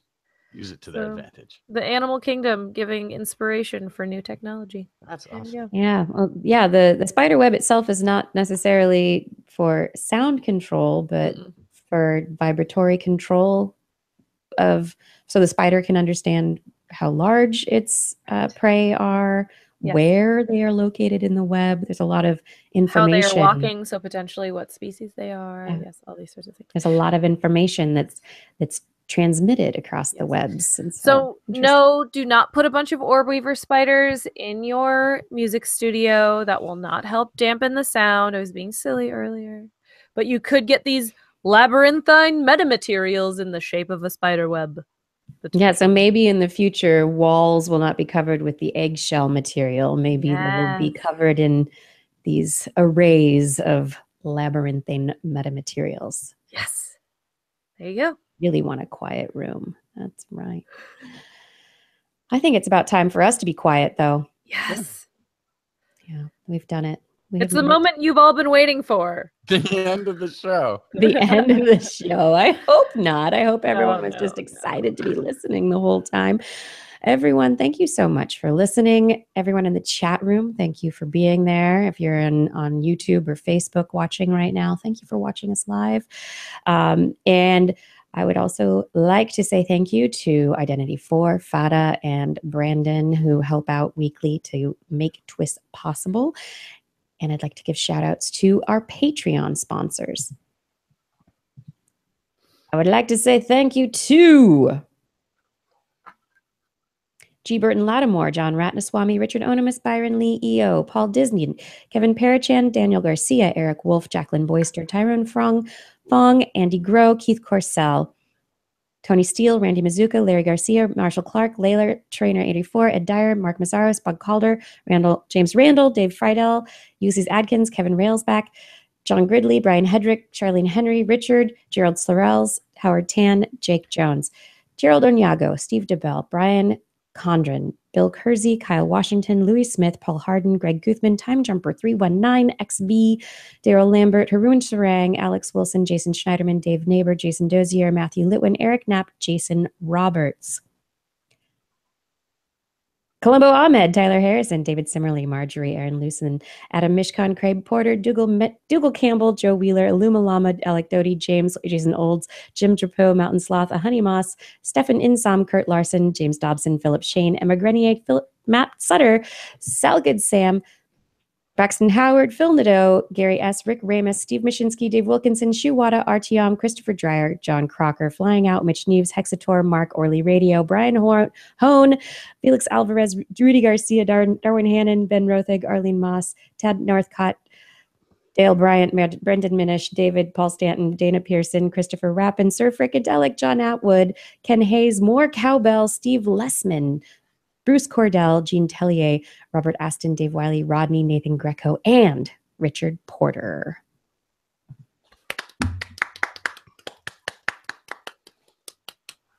Thank you for all your support on Patreon. I love this list getting longer and longer. If you are interested in supporting us, you can find information at patreon.com/thisweekinscience. You can also help us out just by telling your friends about TWIS. Do that today. Tell them to subscribe to TWIS. That would be awesome. And on next week's show, we'll be back once again, broadcasting live online at 8 p.m. Pacific time on Wednesday on twis.org/live, where you can watch and join our chat room. But if you don't make it, don't worry about it, because the past episodes are archived always at twis.org/YouTube. Also at facebook.com/thisweekinscience and twis.org. Thank you for enjoying the show. TWIS is also available as a podcast. Just Google This Week in Science in your iTunes directory. Or if you have a mobile type device, you can look for TWIS, the number 4, Droid app in the Android marketplace, or simply This Week in Science in anything Apple marketplacey. For more information on anything you've heard here today, show notes will be available on our website. That's at www.twis.org, where you can also make comments and start conversations with the hosts or other listeners. Or you can contact us directly. Email Kirsten at thisweekinscience.com, Justin at twistminion@gmail.com, or Blair at blairbaz@twist.org. Just be sure to put TWIS, TWIS, somewhere in the subject line. Otherwise, your email will be spam filtered into oblivion. You can also hit us up on the Twitter, where we are at TWIScience, at Dr. Kiki, at JacksonFly, and at Blair's Menagerie. We love your feedback. If there's a topic you would like us to cover or address, a suggestion for an interview, a haiku that comes to you in the night, please let us know.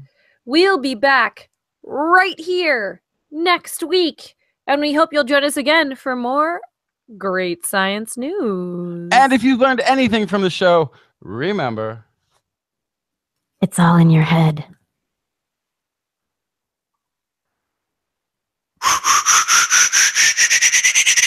This Week in Science. This Week in Science. This Week in Science. This Week in Science, it's the end of the world. So I'm setting up shop, got my banner unfurled. It says the scientist is in, I'm gonna sell my advice. Show them how to stop the robots with a simple device. I'll reverse global warming with a wave of my hand. And all it'll cost you is a couple of grand. 'Cause this week's science is coming your way. So everybody listen to what I say. I use the scientific method for all that it's worth, and I'll broadcast my opinion all over the earth. 'Cause it's This Week in Science. This Week in Science. This Week in Science. Science. Science. This Week in Science. This Week in Science. This Week in Science. Science. Science. I've got one disclaimer, and it shouldn't be news, that what I say may not represent your views, but I've done the calculations and I've got a plan. If you listen to the science, you may just better understand that we're not trying to threaten your philosophy. We're just trying to save the world from jeopardy. Jeopardy. And This Week in Science is coming your way. So everybody listen to everything we say. And if you use our method instead of rolling a die, we may rid the world of toxoplasma. Got the eye. Cause it's This Week in Science. This Week in Science. This Week in Science. Science. Science. This Week in Science. This Week in Science. This Week in Science. Science. Science.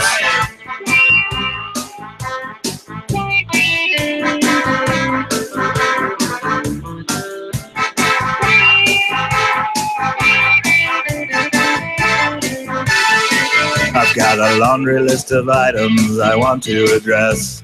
From stopping global hunger to dredging Loch Ness. I'm trying to promote more rational thought, and I'll try to answer any question you've got. But how can I ever see the changes I seek when I can only set up shop 1 hour a week? This Week in Science is coming your way. You better just listen to what we say. And if you learned anything from the words that we said, then please just remember it's all in your head. Cause it's This Week in Science. This Week in Science. This Week in Science. Science. Science. This Week in Science. This Week in Science. This Week in Science. Science. Science. This Week in Science. This Week in Science. This Week in Science. This Week in Science. This Week in Science. This Week in Science. This Week in Science. This Week in Science.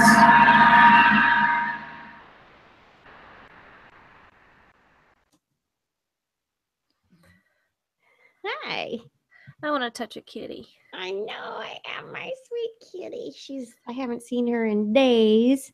One of She's these been weekends, taking a I'm going to paw show up on underneath your the porch, door. Kiki. I I'm just going know. to show up on your porch and I'm going to roll around on the floor with your child and your cats. And That sounds awesome. What are you doing, Stella? I'm going to do that for sure. Where are you going, Stella? I don't need a lot of space. I just need like a patch of floor. Yeah. Just a little patch of floor. Yeah. No, I definitely I need to make the time. I need to make it happen. Yeah, that would be awesome. I want you to come up here. Okay, Yeah. get down. I mean, you do realize we're gonna have to go to the Oregon Zoo. I don't have a problem with that. Okay, good. It's a really good zoo, and it's one of the ones on my list for sure.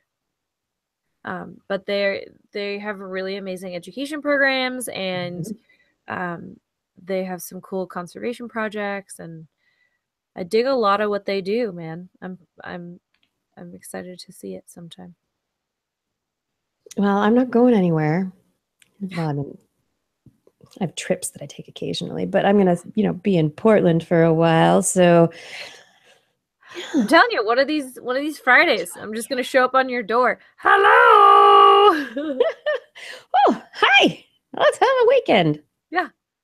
No, I won't actually. I'll check in. I would be like, great. I'm gonna leave. You hang out with my cats and my child. Perfect. Yes, please. That sounds fun.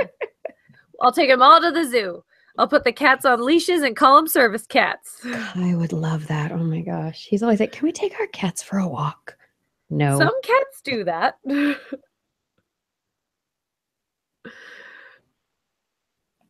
Some cats do. Yeah. I think Stella might. Maybe. She's a very outgoing cat. What's the other one's name? Cappy. Cappy Star. Are you locked in? And now? she's like more like brownish, right? Mm-hmm. Just Tabby. She's a Tabby. Yeah. Don't get a Savannah cat. That's not a good idea. Aren't Savannah cats like servals mixed with domestic cats? Oh yeah. Isn't that what they are? I think so. Yeah. Yeah, that's not good. Don't get a half wild animal. Don't get a whole wild animal either, but definitely don't get a half wild animal either. Right, cats on their own are wild enough. Yes, agreed. They're fuzzy razor blades. Claws and teeth. I was just hanging out with a cat recently, one of my favorites. I take care of them all the time, but one of her nails was really long, and she was hanging out on my lap, and her nail got caught in my pants, and she started losing it. And I could not get her. Every time I tried to reach to try to pull the nail out, she was like getting mad that I was touching her feet. And so it was like this whole to-do for me to get her nail out of my pants. Yeah, I get that. I was like, cats, they're just fuzzy razor blades. You just never know. Never know.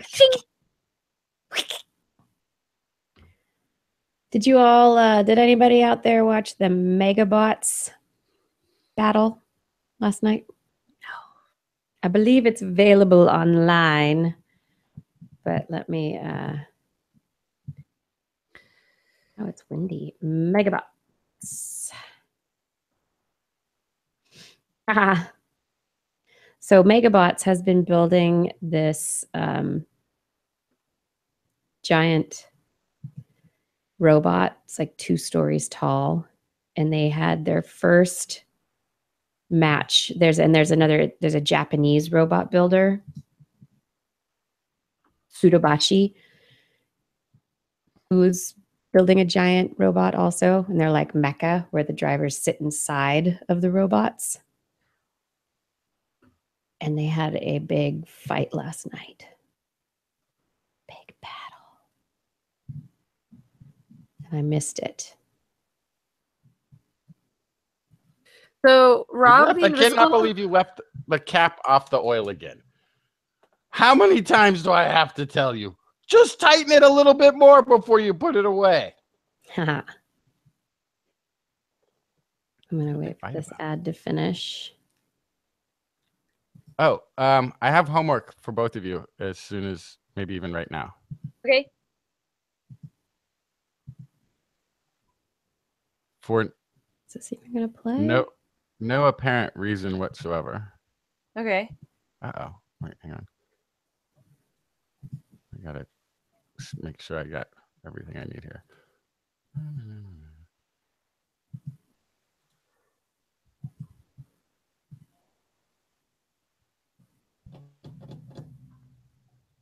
I need both of your Social security numbers? No, thank you. name, email, phone, relationship, company.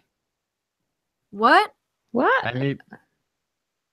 Oh, are we potentially Yeah. getting a phone call about your character?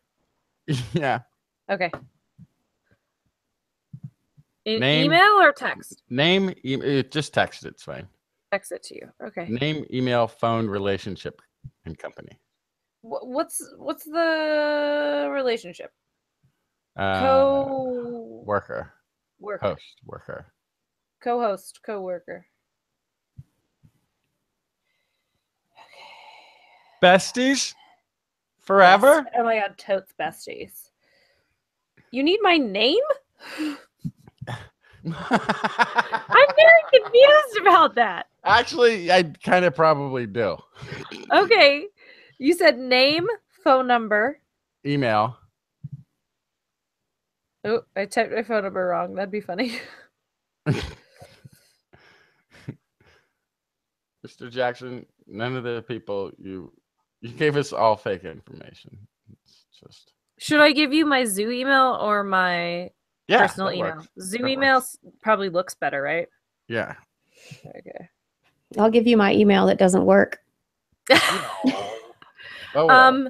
Okay, so name, phone number, email, co-host / co-worker, and what was the last one?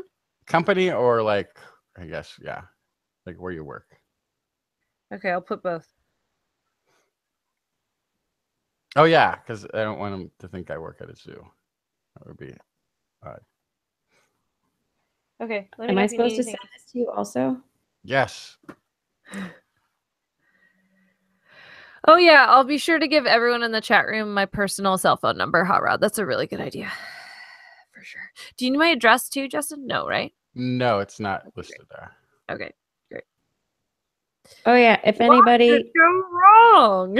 if anybody's watching What on Earth on the Science Channel, I'm in it. Ooh. Oh, nice. Yeah. What on earth? Wait, am I texting you this information? That would be probably the easiest. You know my name.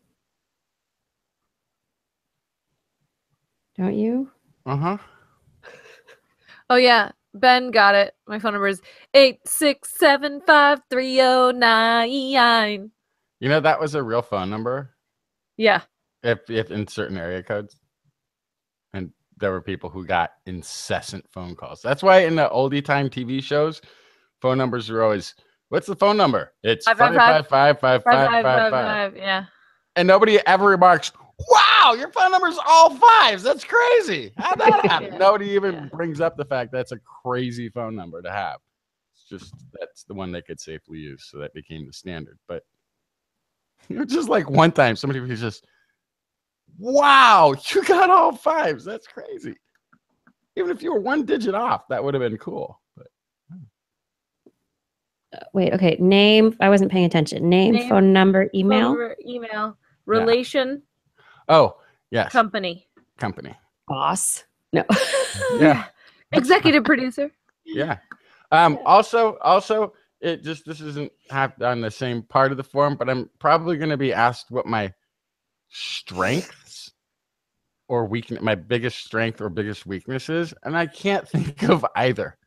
Well, you're extremely no, you're outgoing and you're like willing to try new things. Like It's not a dating site. no, but it's I'd say that's pretty important, right? That you're like you're excited for new challenges. Yeah. You're a quick learner, right? You catch on to things very quickly. Yeah, you like learning new information. Uh-huh. Yeah, that's true. So what are my strengths? But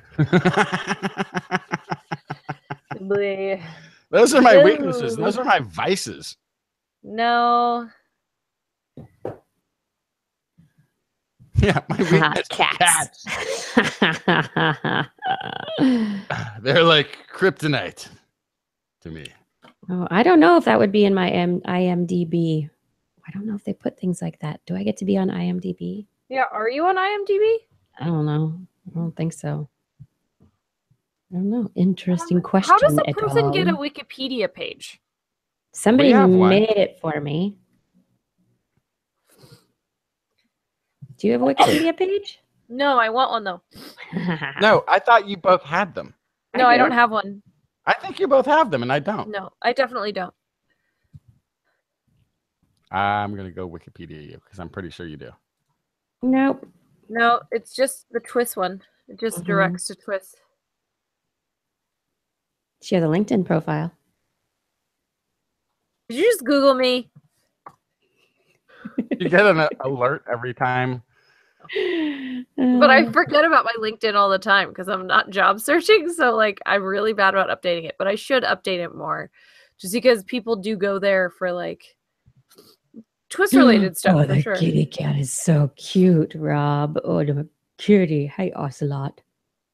Yeah, that's definitely a full-blooded serval, that picture. It's not even a jungle cat. It's not a savanna cat. That is like a full-blooded serval. Identity 4, that is not even the same.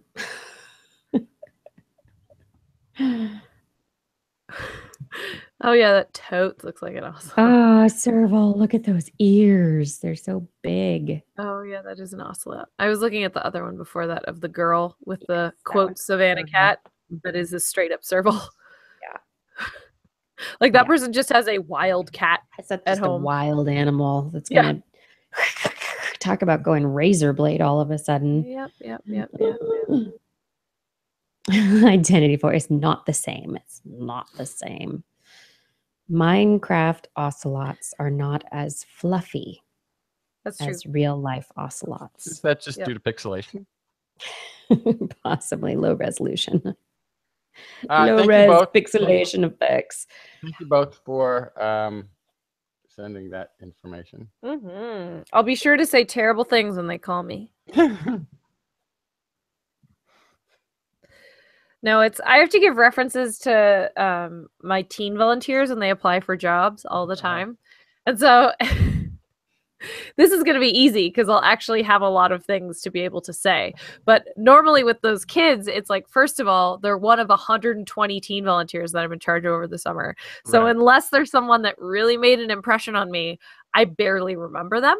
And then on top of that, if there were things that I remember, usually they're bad, right? Because that's what you remember out of 120 kids. So then I have to find ways to be like, oh yeah, well, he got along really well with the other teen volunteers, and he was really enthusiastic about the things that he cared about. Like, I have to find a way to like. That's a little qualified. Very enthusiastic. See, I would want it to be very enthusiastic, even though he obviously didn't give a crap. Like that would be what he was working on.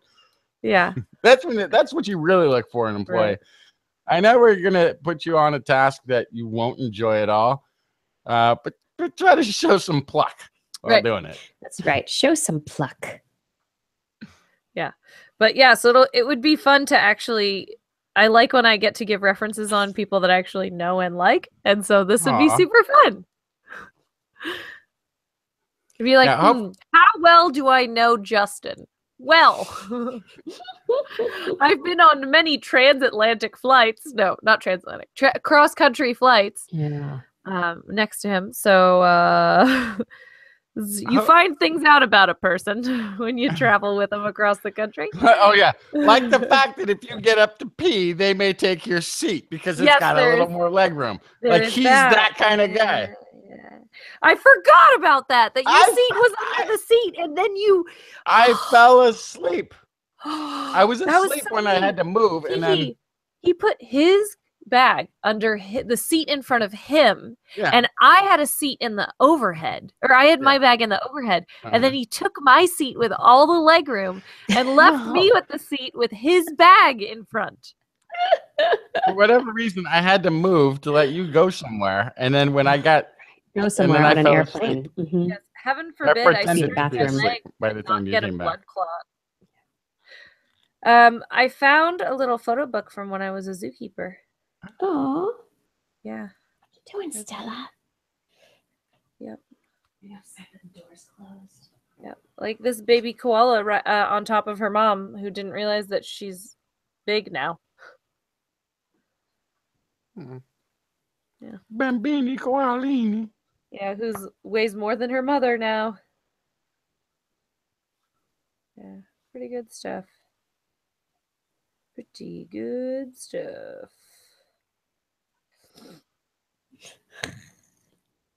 Now the cats are fighting around the door. It's kind of cute. Hi, Guppy. Oh, attack. So on the note of that, something I've got to do tomorrow. I got to go. Yeah, you should go. And get out of here. I need to go to sleep. Hopefully I do well enough. Hopefully I do well enough that you get calls. Yes. I think if we you believe get a call, in you. that's a good. Be true to yourself. That'll be a good sign. You can do it. Best thing I can tell you for an event such as this is to be truthful about what you're good at. Don't undersell yourself. Good at everything. But then but not like that. But not like that. But it's no, I don't know. That's right. No, it's like that was my best so answer. I used to say like, oh yeah, I think I'm a pretty good educator. And then I would explain why. But now I say the reason I do what I do is because I am a born educator, and that is my natural skill set, and I am constantly working to better my skills as an educator. Okay. So I'll try that. I don't know if it applies to this job, but I'll try that. Right, but just when they're asking you about your strengths and you're talking about what you're good at and what you're proud about that you have accomplished, don't undersell. Be confident. How do you be confident? You're gonna it's gonna at first feel like you're bragging and you're being immodest, but You're Yeah. actually just being truthful about your skill set, and people appreciate that. They don't want to sit there guessing who's actually good at things. And they can That tell makes if you're for real about it. They really can. Yeah.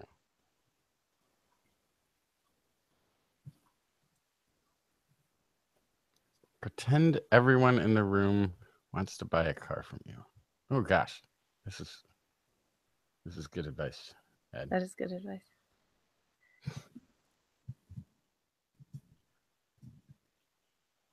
I have no advice. And tell the Just go truth about your rocket. experience is the other thing that I would say. Tell the Yeah. truth about your No, experience. I mean, yeah, obviously that goes without saying. That goes without saying. No, but for me. that includes me. like if there's a space on your resume that is empty, explain why it is empty. Oh, yeah, I don't have gaps. Although to be honest, what I did furbish them was only recent history. I had this sort of fear of showing how much of other stuff I've been doing that's not related. So if I figured if I just put a little bit, it might, you know. Yeah. Well, generally we say that a resume should have all relevant experience. There Not we go. all recent experience, but all relevant experience. Yeah. Okay. So I started with this show, which is pretty, that's pretty long standing. Yeah, for sure. Yeah. You're like, see, I like science. I'm all into it. I'm in it. Yeah. Yeah. You'll be great. Now, Kiki, really quick, I know we all got to go. Explain to me in like 30 seconds or less how an enzyme is affected by pH change.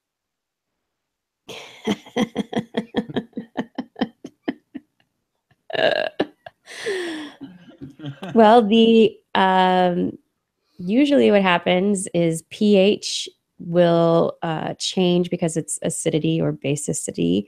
It will change the actual conformation of the molecule, like how tightly bound certain portions of the molecule are to each other. And so pH is usually, if it's a pH determined enzyme activity, then at a certain pH, the conformation changes and usually opens up what's called the active site that can then bind Very good. with something to make it Substrate thingy. substrate, yeah, to catalyze a reaction. Yeah. Very good. Yeah. Did I get it? Oh, you totally nailed it. I'm like, okay, let me. I'm going back in An time. I got enzyme this. is like a puzzle piece. That's what I remember. Right? But it's a puzzle piece. It's like And a the catalyst. key. Yeah, but not just a key. It's the key that makes. No, it's not not as the much key. It's the lock. The enzyme is the lock, and then the substrate thingy is the the key. No. Or the catalyst. No, the thing that's being acted upon to make the product fits is the only thing that fits. An enzyme is a catalyst. It itself is the catalyst. Correct. It is the catalyst. And then I got to worry about like hydrophilic amino acids and how pH adjusts the hydrophobic quantities that causes the contraction because it wears down the water resistance of the amino acids that are hydrophobic, and that's too much to take all in one night. Sounds like biochem. That sounds like fun. Yeah, I got to learn some back. I mean, actually, it's not. I don't have to probably know any of this. They say pipette this into that 1,000,000 times. Have fun. Have fun doing that. I think it's more along those lines. Yeah. But I do have to go because I've got a. Yep. Let's all go to bed. Learning biochemistry ahead of me. 1, 2, 3, bed. Huh. Strengths. I do not have that springy doorstop that cats like to twang. I should get one though.